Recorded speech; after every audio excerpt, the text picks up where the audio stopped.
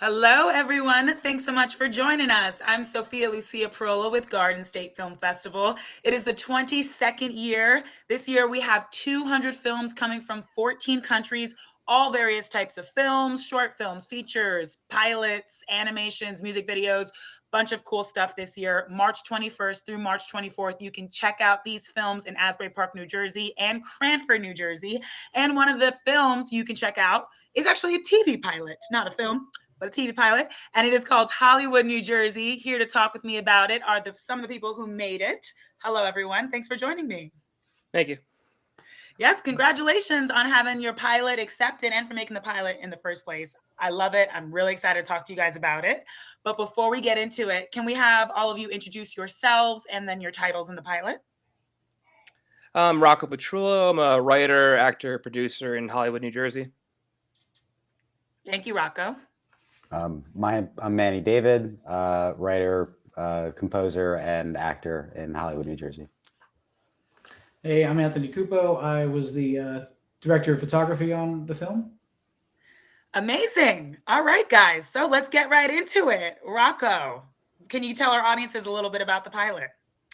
So Hollywood, New Jersey is kind of like our meta story about independent filmmakers. Because in 2012 we started a company called Gorilla Ocho Films, films that make you go ape shit. And we made a movie called 28 Minute Epic about being real life superheroes. It's not really 20 minutes long, but so we just kept making stuff after that, and we had an idea of like, oh, let's like make something based on our life. So we kind of made this proto pilot, like a pilot for a pilot without money, about what is it like to be like an independent filmmaker in New Jersey. So you have these like champagne dreams, but you're doing it on a beer budget. It is so cool. I mean, just as like an actress and a lover of the film world, I felt so much of this pilot. I thought it was funny. I thought it was unique. I've never seen anything like it. So well done to everyone involved.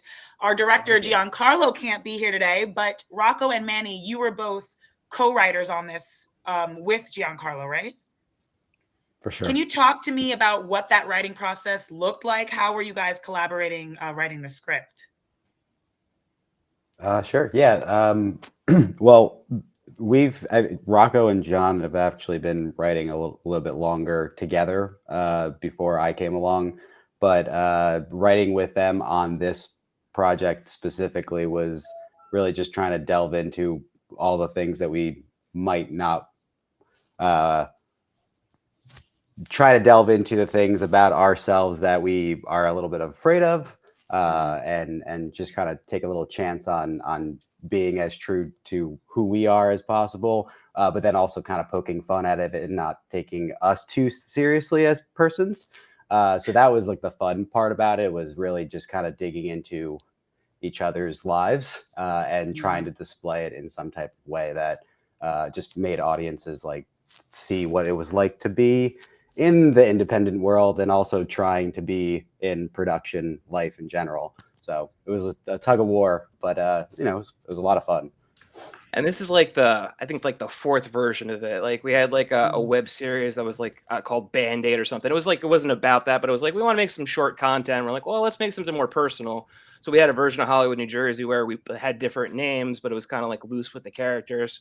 And then Doug Ellen, the creator of Entourage, he had like Victory, the podcast. He had like a contest, and he was like, so we were like, oh, okay, let's do like a version like over Skype during COVID. And he was like, well, we went with somebody else, but you should keep developing it. So we were like, all right, let's keep working on it. So we decided to do this one feature. The finance fell back. We're like, all right, let's actually start working on this like pilot for a pilot. What would the pilot be without money? So that's kind of where it like, it started to like get some form. But even then, it was kind of like, all right, if this was at a network, it would be different, like little stuff like that. Yeah. Wow. And how long did that writing process take? And what did it kind of look like? Were you guys all together writing it, or like kind of separate and coming together? It was probably like through Skype, through phone calls. It went through a couple different versions, where like the version that you saw now is completely different from the version before. I wanted to ask, did you see the rough cut, or did you see the final cut that was like a couple hours ago? I got the final cut just a couple hours ago, and it was just in time. So good, because I don't even remember the other cut. I was just trying to remember. Sure, I was like, okay, cool, because a lot of things change. It's like little. It's like death by paper cuts. If you change one thing, you change another. You add the music. So right. pretty Oh, much. wow. And Anthony, what attracted you to come on this project? Have you worked with these people before? Tell me about you as the DP. So I've known these guys like 5 or 6 years now, and I've always kept an ear to all the crazy projects that they work on, and I love it. And they're all really great artists in their own right. So when it came to this project, what attracted me was Giancarlo came to me with this concept of like Hollywood, New Jersey. It's like it's me. I'm a little bit older than these guys, and there's people now younger than the Gorilla Crew, and we're all have aspiring to make the best content to get our stories out. However, everybody comes at it from a different point of view. And so, one concept that Giancarlo had and was a challenge for me was so who's coming at you, and their vision ultimately is the Old West. And this person's coming at you, and they want to make like a sitcom. And so we try to incorporate that with the visual style. So each scene, if with the discerning eye, you'll see like, oh wait, we're actually changing genres just a little bit. We're keeping the form the same, but we're paying homage to everybody's different visions because we're all kind of crazy, we're all kind of broken, which is great. That's why we're doing this. That's why we love it so much, right? And so for me, it was a challenge of like, how can we, with a shoestring budget, how can we, have that mandate of making all the scenes look a little bit different, still cohesive, but paying homage to all those different creators out there.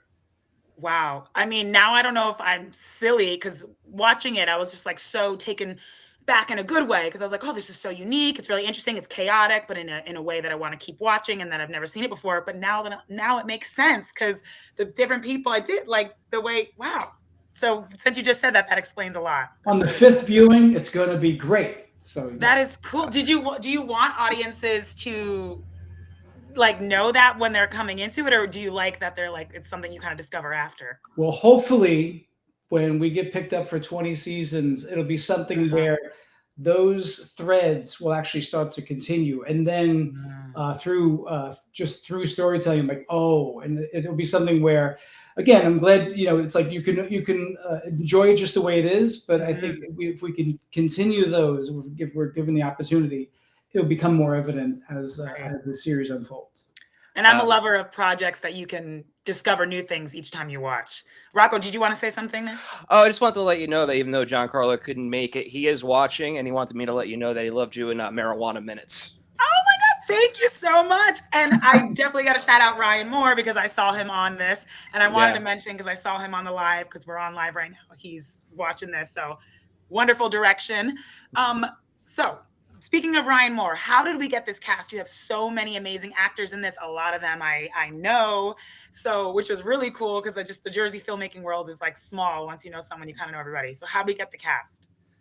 We just kind of went through the Rolodex of like past projects, and it was like our casting process was always like, "Are you free that day?" So that's pretty much how it goes.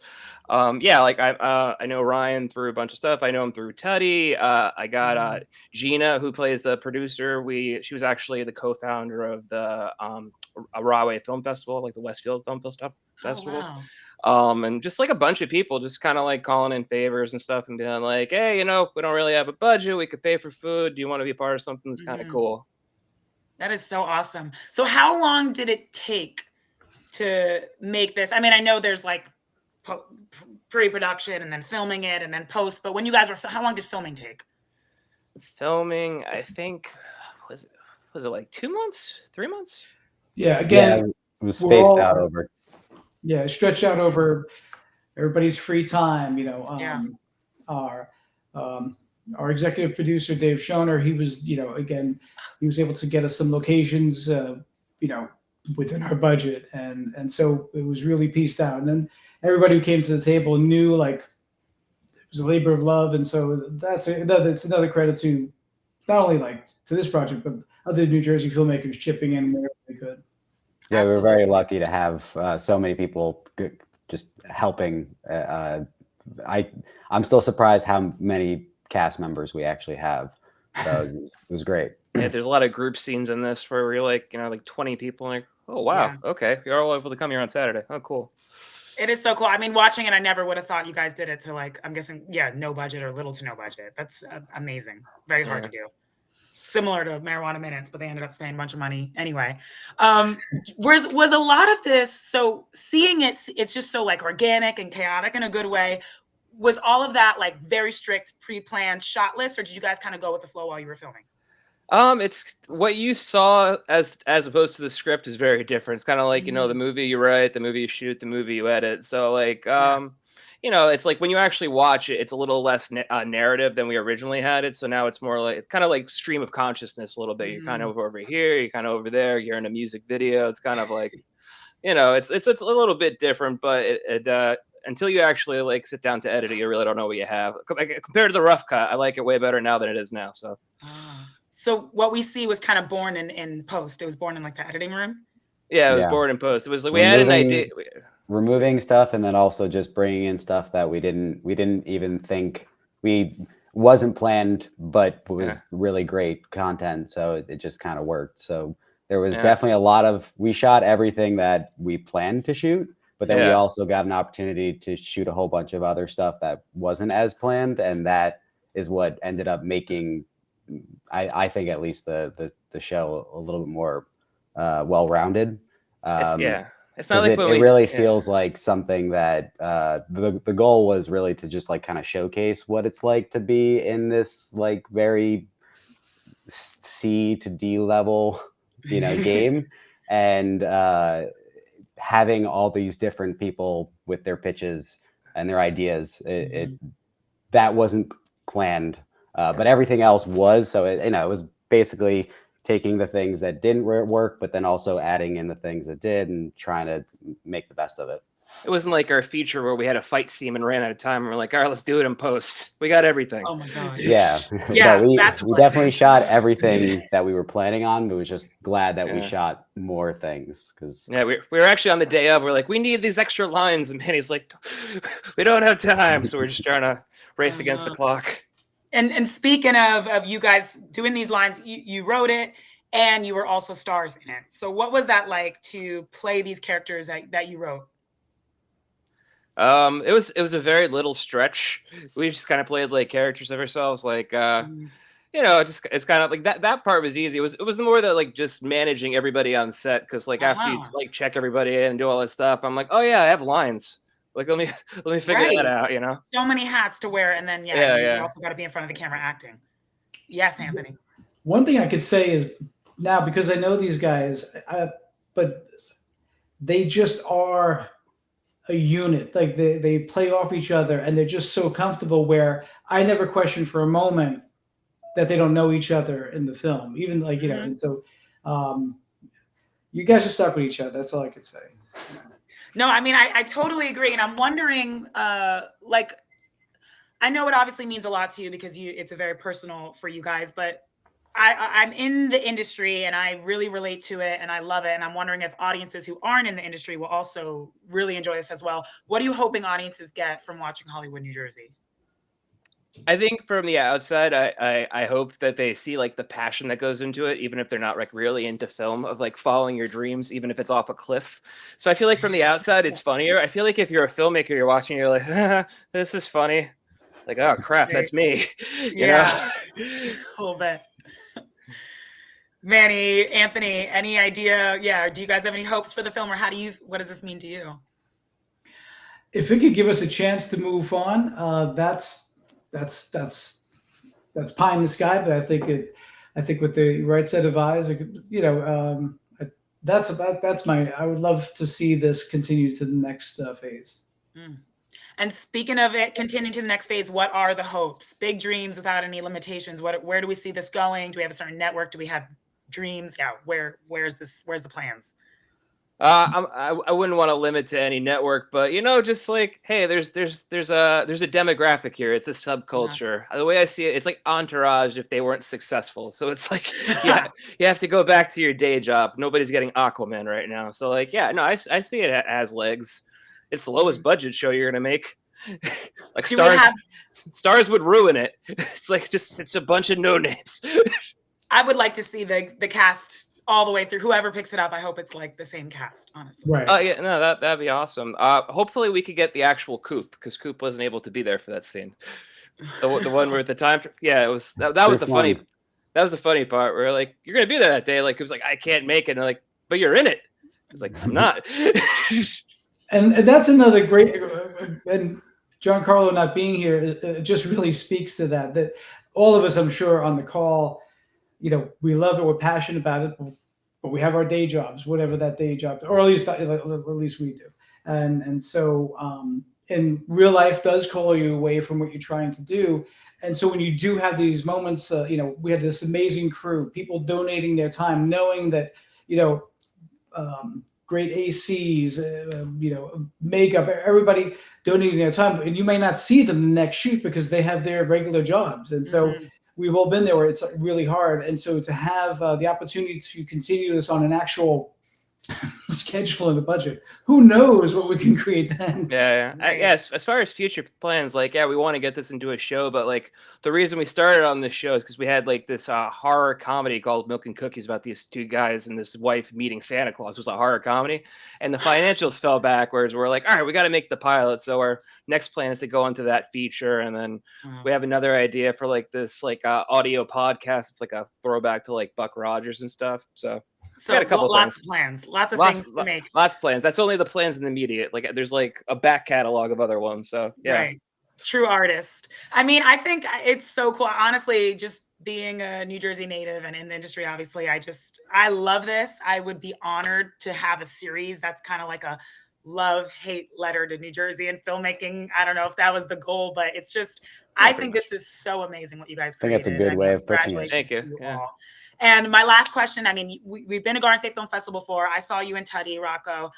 So many people in this have been at Garden State Film Festival before. How does it feel having Hollywood, New Jersey screen at Garden State Film Festival?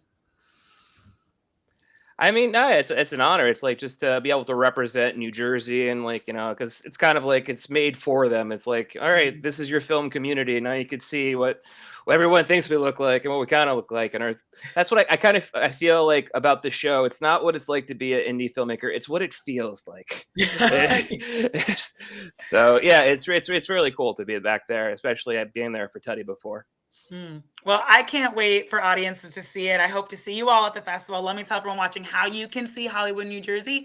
It will be screening Saturday, March 23rd in the Film Block, 12 to 2:15 p.m. at Cranford Theater. So definitely check it out. Get your tickets at gsff.org/tickets. And we will see you guys there. Thank you again for joining me, guys, talking to me about this pilot, and congratulations again. Thank you so much. Appreciate it. See you guys at the festival. Bye. Bye-bye. All right.